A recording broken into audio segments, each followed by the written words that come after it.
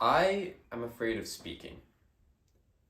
I'm sure you've heard that before, but it usually doesn't come from someone who's chosen to spend hours preparing and memorizing a speech. And when it does, you can usually spot their nervousness instantly. And yet, at first glance, perhaps I appear to be unusually confident in front of an audience. And that's because I don't fear speaking as a speaker, I fear it as an author. It's not my audience I fear, it's my own speech. A speech that could have been so much better. A speech that will never live up to the speeches that came before it. The reason I fear speaking is because deep down, I know that I have no idea what I'm talking about. The First Amendment of the United States Constitution grants us many specific and important freedoms, two of which are the freedom of speech and the freedom of the press. I've heard countless speeches and read countless books and articles on the importance of those freedoms and the importance of letting your voice be heard, and I couldn't agree with them more. That is, internally, I agree with them completely. Externally, of course, I remain silent and let the eloquent authors and politicians of the world speak for me. People who are good at speaking are the best ones to speak, so why should I try to add my own imperfect and incomplete words? I want the freedom of speech.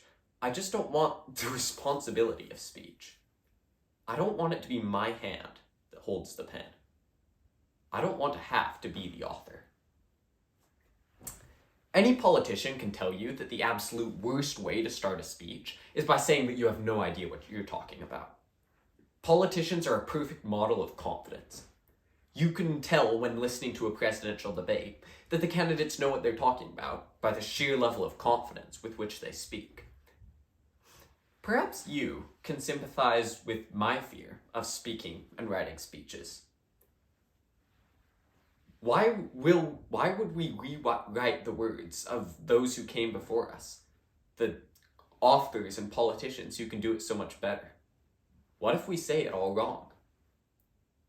So you may be wondering, what is a guy like me doing standing here, delivering a speech I'm terrified of sharing? Why am I, at this moment, rashly exercising my freedom of speech when I have no level of confidence toward my speech?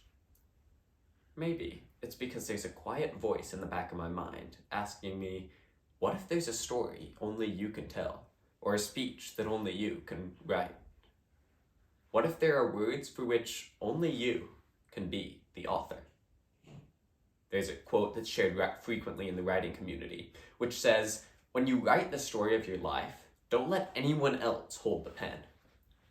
Despite my fear, I think the same is true for speaking. When we have something to say, we shouldn't let anyone else speak for us, because no person is identical to you. Nobody can do justice to your thoughts, even if their opinions are similar. Ladies and gentlemen, we are the authors of the Constitution.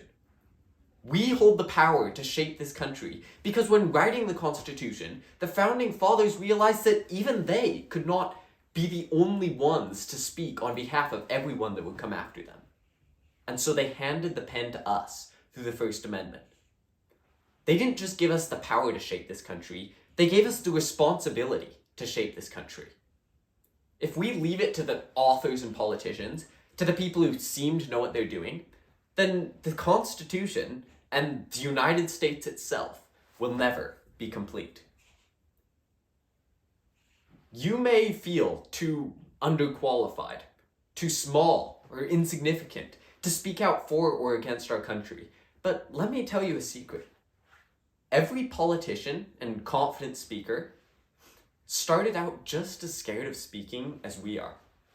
Nobody is born completely fearless, but each one of them decided for themselves that they weren't going to let anyone else hold the pen that will shape this country.